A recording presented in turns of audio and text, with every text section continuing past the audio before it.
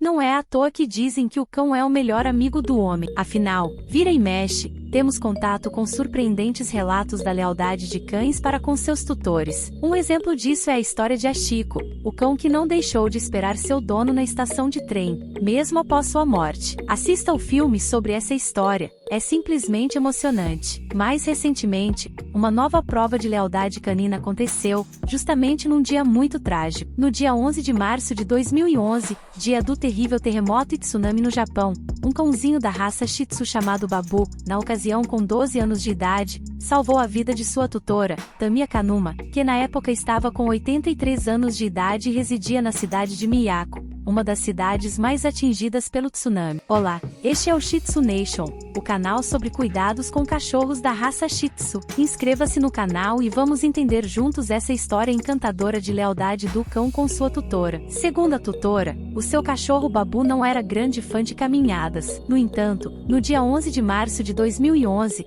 Babu não só insistiu em ser levado para fora da casa, como também a levou para as partes mais altas da cidade, salvando a vida de ambos. No momento do forte terremoto, os dois estavam na sala de estar. Apesar do grande susto, a Kanuma deu um suspiro de alívio, pois sua casa ainda estava intacta. Mas Babu estava inquieto e imediatamente começou a agir muito estranhamente. Começou a fazer um escândalo, gemendo e pulando em frente à porta. Senhora Kanuma atendeu o pedido do cachorro e foi para fora com ele. Quando chegaram fora da casa, Babu teimosamente se recusou a obedecer Tami e literalmente a arrastou para uma colina próxima, na direção oposta de sua rota habitual na cidade costeira de Miyako. Por ser uma senhora idosa, a Kanuma parava de andar diversas vezes para recuperar o fôlego, porém Babu olhava para trás, como a pedir para sua dona andar mais rápido, e assim, ele a foi puxando e quando perceberam, já haviam percorrido 1 quilômetro em questão de minutos. A dona do cão-herói nem imaginava que um gigante tsunami de 23 metros já estava indo em direção à sua cidade. Quando chegaram na parte mais alta da colina,